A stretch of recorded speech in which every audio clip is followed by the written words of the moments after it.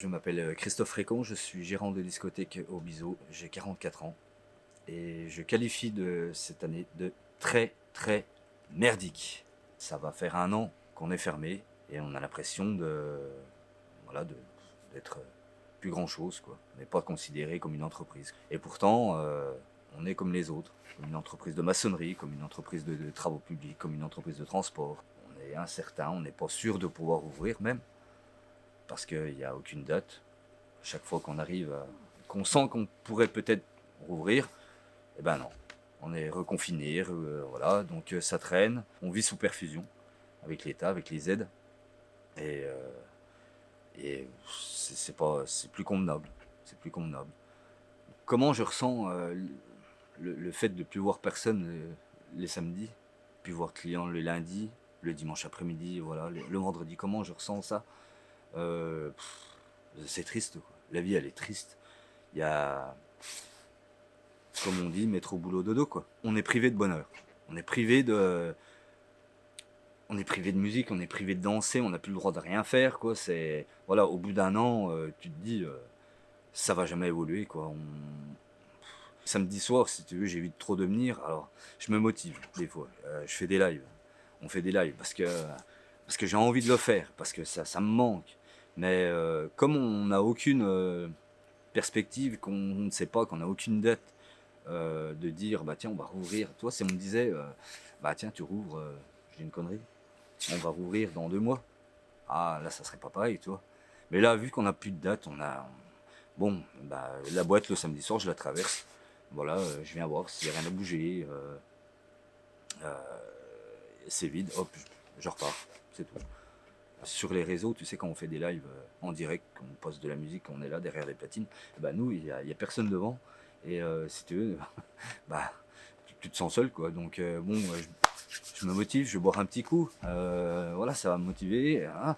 Mais bon, tu regardes les gens, ouais, ils aiment. Mais depuis 10 mois, 11 mois, on voit les gens s'enlacent, quoi. Donc ils ont besoin de contact. Et, voilà, c'est bien, ils nous remercient pour les lives, mais si tu veux, maintenant ils ont besoin ils ont besoin de sortir, quoi. Tu peux pas, et puis tu peux pas les laisser emprisonnés chez eux, les menottes. T'as pas le droit de rien faire. Non, non, faut arrêter maintenant. Faut arrêter. Faut trouver des solutions, quoi. Moi et mon fils, on est asthmatique. Moi, je le mets. Je suis plus asthmatique que lui. Je le mets. Je vais tousser. Je vais chercher. En plus, avec les lunettes, c'est une horreur complète. Je vais chercher à respirer. Pof, ça va être tout de suite ventoline, quoi. Euh, les gens savent ce que c'est. Quand t'es asthmatique, t'es privé d'air, tu peux pas, tu peux pas. T'es privé de respirer. Et j'ai l'impression aussi avec ce masque, t'as plus le droit de parler en fait. Ferme ta bouche, quoi. Tu vois, pour moi, c'est un peu ça, quoi. Donc, si tu veux, on voit pas l'expression des gens, quoi. Donc, ça manque énormément parce que tu croises un pote dans la rue, tu le vois que les yeux. Bon, en hiver, t'es emmitouflé, on voit que le masque les yeux.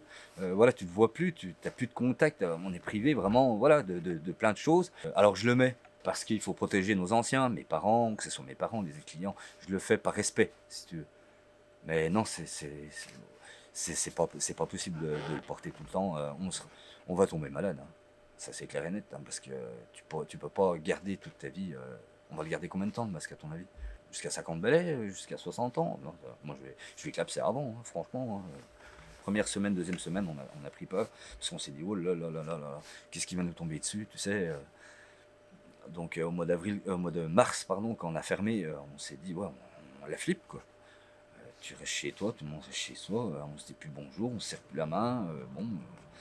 Donc on est resté confiné, et puis tu vois, bon bah, tu regardes ton solde bancaire, pas de chiffre, hein, zéro ce week-end, zéro le week-end dernier. Ah, comment on va faire pour payer tu vois, les charges, on avait encore des salariés, comment on va faire, quoi? Chômage partiel, tu crois qu'ils vont être au chômage partiel? Bah, je sais pas. Hein.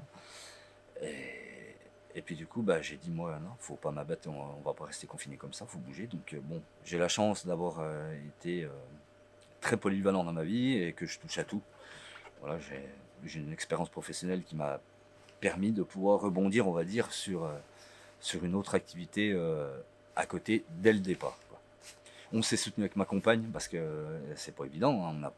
On a eu des moments difficiles au départ parce que tu vois, tu as investi personnellement dans une discothèque parce que tu n'as aucune banque qui t'a suivi, donc c'est tout de l'argent personnel et des arrangements avec les repreneurs pour pouvoir reprendre une discothèque et tu te dis que bah voilà, tu t'es fermé et puis bah, comment on va faire quoi. Au départ, on a eu les PGE, les prêts garantis par l'État, qui nous ont aidés, on va dire, les premiers mois. Donc ça, c'est de l'argent que on a emprunté aux banques, si tu veux, et qu'on va, qu'on va devoir rembourser. On a été obligé de les faire, quoi, parce qu'il n'y a plus de chiffre d'affaires. Nous, comme on venait de débuter, on n'avait pas une trésorerie de ouf, comme on dit. Et on a eu un laps de temps, si tu veux, pendant une période de temps, ben, plus de gros prêts. Donc on nous a dit qu'on allait avoir des aides. Et les premières aides sont tombées, alors je crois, au bout de 6-7 mois quand même, quoi. Donc si tu veux, on a bien tiré la langue, c'était très très difficile. On faisait la demande à la région. Et on avait les aides, on va dire, dans les 15 jours, 3 semaines après la demande.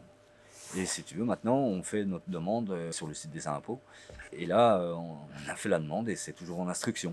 Donc si tu veux, ça traîne, ça fait déjà une semaine, voire 2 semaines. Toujours pas de nouvelles. Qu'est-ce qui se passe? Alors on entend tout. On entend, bah, l'État a plus de sous. L'État va arrêter de payer. Ouais, bah, comment on va faire? Parce que là, on est dans une période où ouais, on se pose des questions. Parce que est-ce qu'ils vont continuer encore longtemps à nous payer?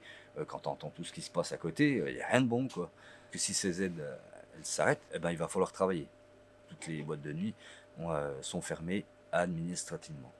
Donc c'est géré par les préfectures et du coup, t'as pas le droit d'ouvrir. Tu ouvres, t'es mort. Tu ouvres, on t'embarque. Hein, tu vas aller en garde à vue. On l'a vu, hein, il y en a qui ont pété un câble parce qu'ils n'avaient pas droit aux aides, parce que ça a été compliqué, parce que ils ont eu un laps de temps, voilà, ils étaient déjà peut-être pas en très bonne situation financière, et si tu veux, ils ont passé voilà, ils ont ouvert parce que les gars ils tenaient plus quoi. Comment veux-tu? T'as que ça, t'as fait ça, t'as des gars qui ont fait ça toute leur vie. Ça faisait 40 ans qu'ils avaient une boîte de nuit. Moi j'ai eu mes coups de folie aussi où j'ai dit, de tous les cas, de toute façon, au mois de septembre, qu'on le veuille ou qu'on le veuille pas, je réouvrirai. Et ça fera ce que ça fera. Et du coup, tu vois, j'ai dit ça quand même sur un coup de tête, mais voilà, les aides n'étaient pas là. Donc il fallait bien bosser, quoi. On n'avait pas le choix. Et j'étais prêt, je te promets que j'étais prêt à rouvrir, et à appeler mes vigiles, les serveuses, les clients. C'est bon, on repart. Et on s'en fout. Et mais après, si tu veux, voilà, les aides, là, ça allait être foutu, quoi. Donc voilà, on a joué le jeu, enfin, jeu, c'est pas un jeu. On a, par respect, voilà, on n'a pas ouvert. Mais je pense que si les aides tardent à venir maintenant, on va devoir.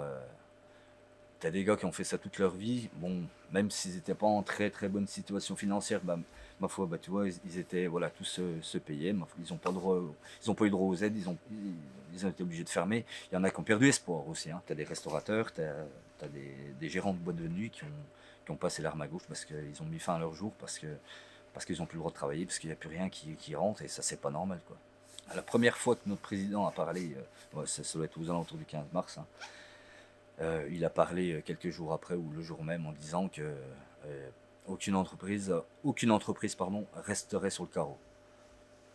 Mais hélas, combien de dépôts de bilan il y a eu depuis la fermeture, depuis le confinement, pardon? Combien? Donc ça, c'est pas normal. Tu peux pas empêcher quelqu'un, tu peux pas sécher quelqu'un comme ça qui a sa boîte depuis des années. C'est impossible de faire ça. C'est pas normal. Ça va être l'extase, hein. Le premier jour, tu vois, ça va être feu de Dieu, quoi. Ça va être la fiesta, ça va être un truc de fou, quoi. Tout le monde va sauter les bras en l'air, bah, oui, c'est sûr. Mais comment faire avec le masque? Ça, je ne sais pas. Je me vois mal le samedi soir faire la police avec tous les clients parce qu'ils vont pas mettre leur masque, parce qu'ils vont boire un coup, ils vont oublier, ils vont partir aux toilettes, hop, ils vont oublier. Ça, c'est vrai, faut pas se leurrer. Je ne sais pas. J'ai pas la science infuse pour te dire comment on va faire. Voilà. Mais c'est pas possible.